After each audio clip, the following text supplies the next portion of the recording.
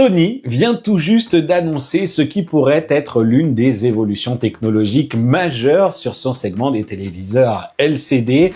Et si cette annonce est officiellement datée de ce 13 mars 2025, sachez-le, il faudra patienter jusqu'en 2026 pour voir se concrétiser l'intégration de cette techno RGB LED backlight au sein des nouveaux téléviseurs de chez Sony. Salut à tous, j'espère que vous allez bien. Bienvenue dans cette première vidéo consacrée aux annonces TV de chez Sony. Mais attention, il faudra patienter jusqu'au début du mois d'avril pour que je sois autorisé à vous parler du reste de la gamme 2025, côté TV, et pas seulement. On va se parler d'autres produits également qui occuperont les linéaires dans les prochains mois sous la marque Sony. Donc revenons-en à cette première annonce qui fait tout simplement écho à ce que nous avons vu passer durant la période du CES de Las Vegas en janvier dernier, avec toutes ces annonces de Hisense, TCL ou encore Samsung qui ont présenté ces technologies avec du rétroéclairage RGB dans un état plus ou moins évolué, avec des dénominations aussi qui changent un peu, un niveau de détail technique variable, mais avec des performances toujours très prometteuses qui semblent traduire tout simplement le fait que le LCD à rétroéclairage RGB pourrait bien créer une évolution, une alternative toujours plus sérieuse à l'OLED ou encore à ce fameux micro-LED auto-émissif qu'on sait aussi très cher à produire. Alors je l'ai dit, on va avoir petit temps de mise en place de cette technologie puisqu'elle est promise pour 2026. Néanmoins, j'ai été invité par Sony dans le cadre du voyage de presse annuel à Weybridge, au siège européen de la marque, pour commencer à recevoir certaines des informations que le constructeur partage d'ores et déjà. Ce qu'il est important de savoir d'entrée de jeu, et j'en ai déjà un petit peu parlé sur la chaîne, dans le cas présent du sujet qui nous intéresse, il faut surtout pas oublier que chez Sony, la technologie de rétroéclairage RGB n'est pas nouvelle. Ils ont notamment présenté il y a 20 ans de cela ce qui était le Calia 05, qui était le premier TV à rétroéclairage RGB, donc le Calia 005 même. Et puis, il a donné naissance 4 ans plus tard sur le marché, peut-être un petit peu plus grand public, au KDL 46 4500, qu'on voit ici sur ce slide sous la référence XR1, un 46 pouces donc, Full HD, qui à l'époque proposait déjà du local dimming et du motion flow, et local dimming donc géré par cette technologie et par ce rétroéclairage RGB. La techno donc était même mise en avant sur un PC portable Sony Vaio AW qui promettait déjà une couverture de volume colorimétrique bien supérieure à ce qui pouvait exister notamment sur les moniteurs. Donc c'est clair que Sony était sans doute trop avant-gardiste à cette époque, c'était en 2008. Et là, c'est carrément l'heure du comeback. Alors avant de partager les différentes promesses, informations que Sony a accepté de partager avec nous, qui vous allez le voir sont quand même assez proches de ce que nous partagent aussi les autres constructeurs, les bénéfices que mettent en avant les autres marques, je vais quand même commencer par rappeler que ces dispositifs de rétroéclairage RGB sont quand même radicalement différents des systèmes de rétroéclairage qui sont intégrés aux panneaux LCD, puisqu'au lieu d'utiliser des centaines ou des milliers de diodes pour le rétroéclairage bleu, blanche, de taille et de conception différentes en fonction des constructeurs de panneaux, cette couche de rétroéclairage ici, elle utilise des diodes rouges, verts et bleus qui permettent donc dès la couche base technique de ce téléviseur LCD, représente un rétroéclairage capable d'afficher de la couleur. Tout ça, il faudra quand même que je le voie de mes yeux, de mes propres yeux,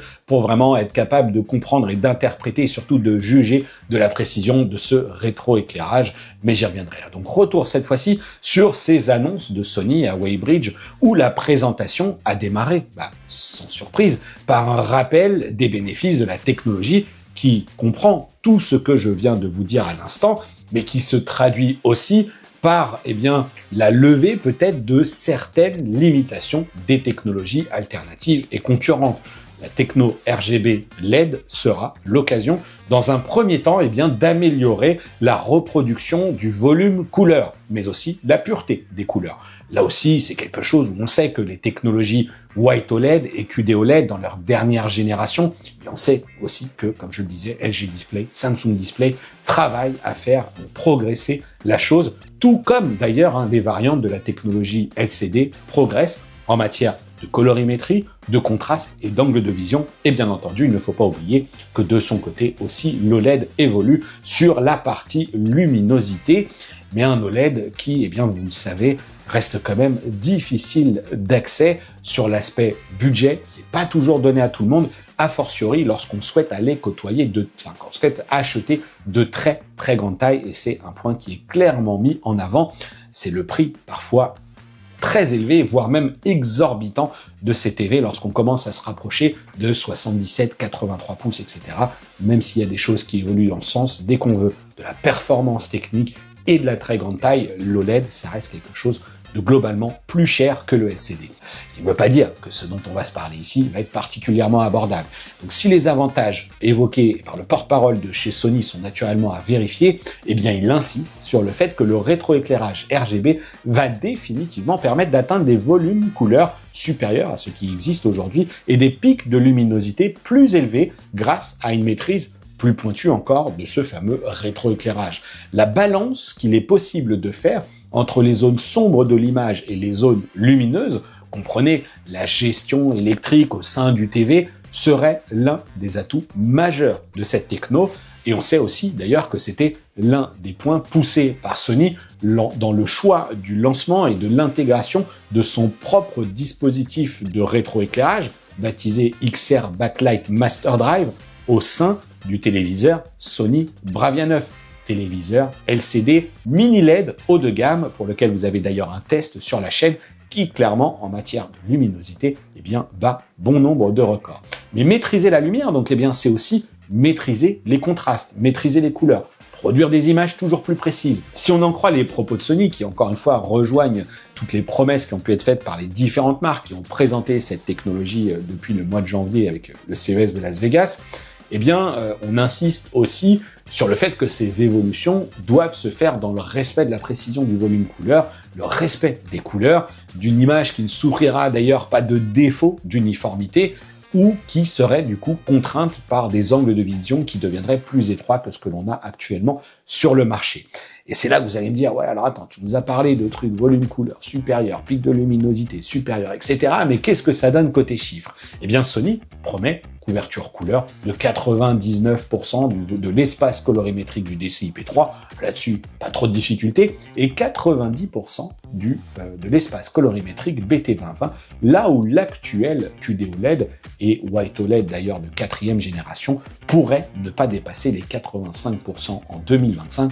Je n'ai pas encore reçu les TV pour test, donc je ne peux pas vous en dire plus. Il y a déjà eu quelques petits tests qui ont été faits sur le G5, du côté de chez Vincent Théo notamment, mais on verra ce que ça va donner lorsqu'on aura le produit à la maison dans des versions finales. Et quant au pic de luminosité, il est ici annoncé à 4000 nits. Et alors sachez-le, c'est quand même très très rare que Sony partage la moindre info chiffrée sur cette logique de pic de luminosité. Alors comment Sony compte faire pour être en mesure de nous réaliser un téléviseur qui sera au-dessus de la mêlée? C'est un petit peu la promesse, ils nous disent régulièrement, on sublime les technologies d'ores et déjà existantes, là, la réponse, elle est proche de celle qui a été apportée avec le Bravia 9 au marché du LCD mini LED. C'est tout simplement en s'assurant de maîtriser cette nouvelle ou future nouvelle technologie de rétroéclairage.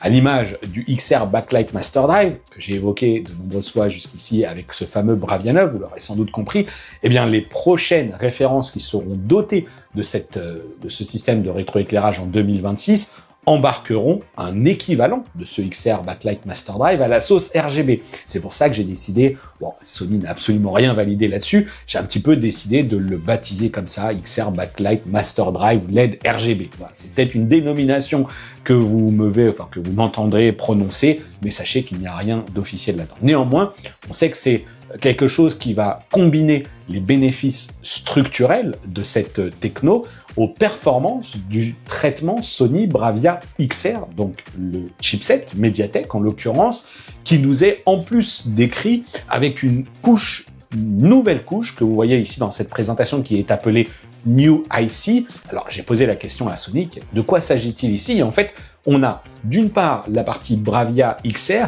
et de l'autre on a ce nouveau chip IC que j'ai envie de traduire tout simplement par Image Controller ou Image Control, un truc qui en tout cas se chargera de la partie gestion électronique, électrique et le lien avec les algorithmes, je pense, entre les différentes parties des composants électroniques du téléviseur. Donc même si je n'ai pas d'informations très précises pour l'instant communiquées par Sony, je ne dois pas être très loin de la vérité. Je pense qu'on va toujours avoir le SoC Mediatek qui est baptisé donc Bravia XR avec ce fameux traitement cognitif processeur, les couches IA, l'upscaling, la gestion de la netteté à l'avant-plan, l'arrière-plan, fluidité de mouvement, les technologies triluminos, les contrastes, etc.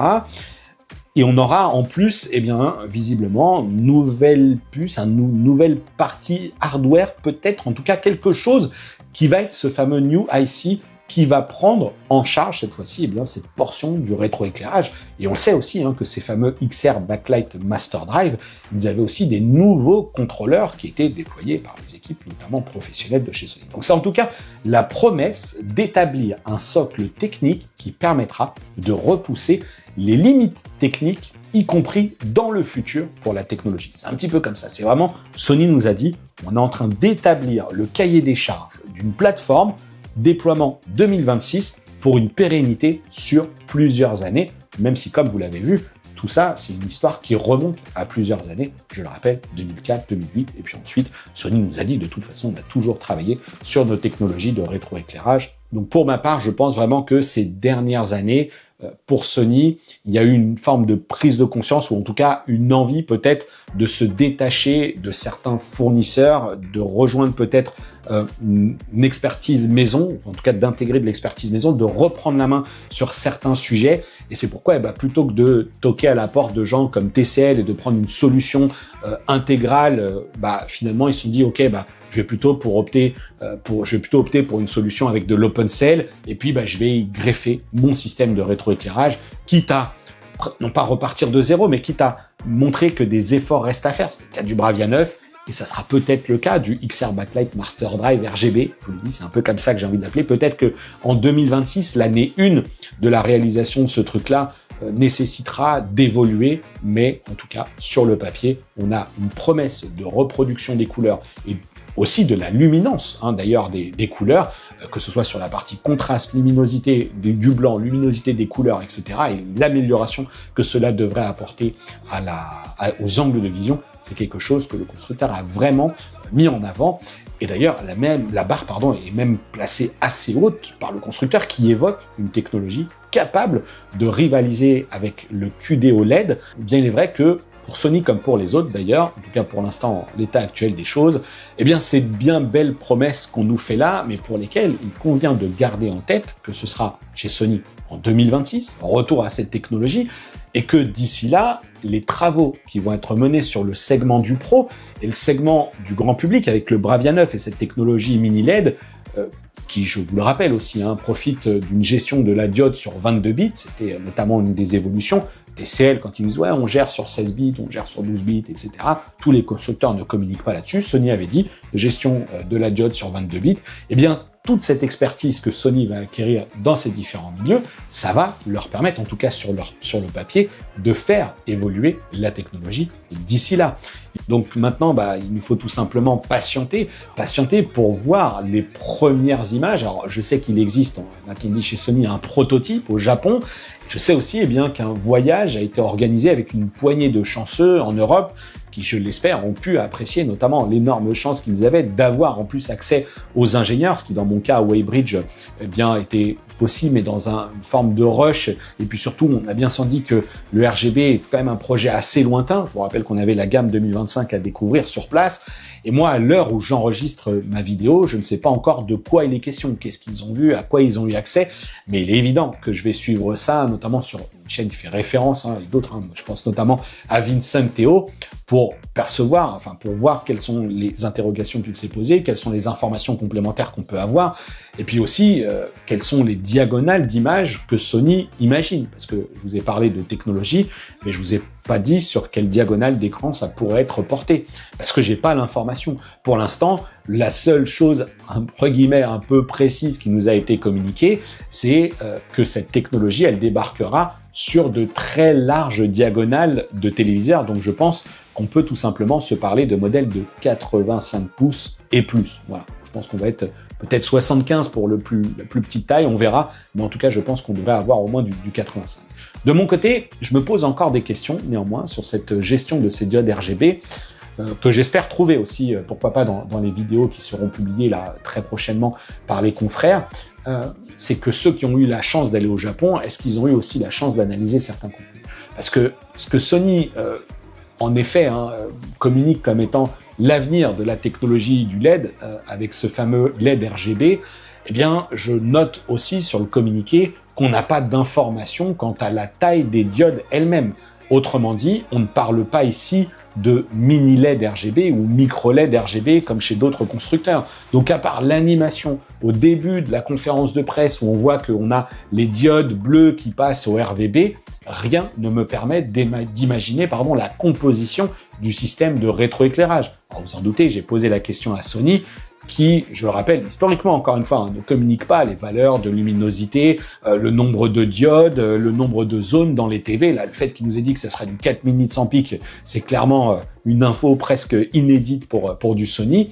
Mais on ne sait pas quelle sera la composition du panneau, et du coup, ça laisse quand même planer une forme de doute sur la précision, cette fois-ci, de ce système de rétroéclairage qui, je le rappelle, est d'entrée de jeu conçu pour produire de la couleur. Donc quand on produit de la couleur, que se passe-t-il lorsqu'on a des éléments à l'image face côté spectateur sur le panneau LCD qui sont très proches? Comment tout ça va être géré? Je me doute bien que si les fervents défenseurs, en tout cas tous ceux qui travaillent sur cette technologie LCD rétroéclairage et RGB, je me doute bien que tout ça, ce sont des interrogations qu'ils se sont posées, des travaux qu'ils ont menés pour cela, et je pense que c'est quasi résolu ou résolu. Ce qui est sûr, c'est que en l'état actuel des choses, chez Sony, cette phase de R&D de la technologie justifie peut-être aussi le fait qu'ils ne communiquent pas plus précisément, parce que jusqu'au lancement des produits en 2026, les choses, elles peuvent forcément évoluer en fonction des contraintes et réajuster le tir quasi en temps réel. Donc c'est sûr, vous l'avez compris, encore une fois, j'ai vraiment hâte de découvrir le résultat de ces panneaux, parce que vous l'avez compris si vous me suivez, eh bien, depuis les premières annonces au CES et le retour de cette techno et l'adoption par d'autres marques, eh bien, ça m'intrigue. Ça me donne envie d'en savoir plus, et donc je vais continuer d'essayer de creuser le sujet et de rester au plus proche des annonces qui pourraient être faites. Ce qui est sûr, c'est qu'ils ont du pain sur la planche et que on pourrait voir des choses se concrétiser dans le courant de l'année sur des très grandes tailles chez Hisense par exemple. Et j'ai hâte de voir ce que ça va donner peut-être au moment de l'IFA de Berlin, peut-être avant. Bref, on y reviendra sur la chaîne. En tout cas, ce qui est sûr, c'est que pour Sony, XR, Backlight, Master Drive, RGB, LED ou LED RGB, c'est une technologie qui continue d'être développée conjointement avec des partenaires. Et ça, Sony le met aussi dans son communiqué de presse. Il travaille toujours avec Mediatek pour la puce Pentonic, avec ROHM pour la LED, ou encore, avec ROHM pour le circuit de contrôle des LED, ou encore avec Sanan Optoelectronics pour vraiment la LED elle-même, cette fois-ci, pour le sourcing. C'est très important de sourcer des LED qui ont donc cette même propriété, qui n'ont pas de dérive, parce que si c'était déjà compliqué d'avoir des LED qui produisent une luminosité uniforme sur un panneau à rétroéclairage diode ou mini LED bleu ou blanche, on peut commencer aussi à se dire que la complexité de l'intégration du RGB peut aussi être réelle. Donc voilà, affaire à suivre. Il ne me reste plus maintenant qu'à vous donner rendez-vous dans l'espace commentaire pour vous inviter à réagir. Faites vos pronostics, pourquoi pas d'ailleurs, sur les tailles d'écran attendues ou espérées, les niveaux de prix. Est-ce que vous imaginez ça plus cher que l'OLED, moins cher que l'OLED? Et puis je vous laisse aussi faire vos suppositions sur la dénomination de ces modèles. Aujourd'hui, on sait qu'on est sur un Bravia 9 pour le LCD mini LED. On sait que Sony a aussi déclaré que la technologie LCD serait la technologie haut de gamme, que la technologie QD-OLED comme un A95L actuellement est un très bon produit, mais néanmoins le Bravia 9 se positionne au-dessus. Donc je vous laisse également peut-être spéculer un petit peu là-dessus. Bref, réagissez dans l'espace commentaires. Et puis vous le savez, vous l'aurez compris aussi, si jamais vous voulez me voir partir peut-être au Japon ou peu importe, n'importe où, être désormais dans cette sélection pour accéder au cœur des informations auprès des ingénieurs dans les pays à l'étranger et accéder à ces coulisses, il n'y a qu'un seul moyen pour cela, il faut soutenir la chaîne, lâchez des likes, lâchez vos abonnements, abonnez-vous à la chaîne, partagez les liens, etc. Faites parler de cette chaîne YouTube, tout cela c'est entre vos mains et ça me permettra donc, je l'espère, de rester le plus précis possible à chaque fois dans les différentes vidéos que je vais pouvoir vous réaliser.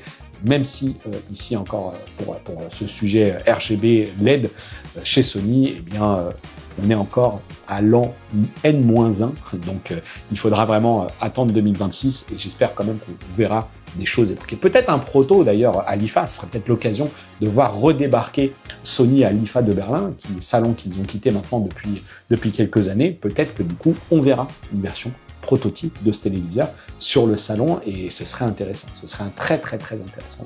Bon, en attendant d'ici là, je vous invite donc encore une fois à liker, à partager, réagissez dans l'espace commentaire. Vous retrouverez aussi dans la description un lien qui vous mènera vers un lien Linktree qui vous mènera un peu vers tous mes réseaux sociaux, mais vous l'avez vu aussi s'afficher si vous me regardez depuis votre téléviseur par exemple, ce QR code qui vous permet de scanner le QR code et de me retrouver un peu partout. Allez, je vous dis à très bientôt pour une prochaine vidéo sur la chaîne. D'ici là, ciao.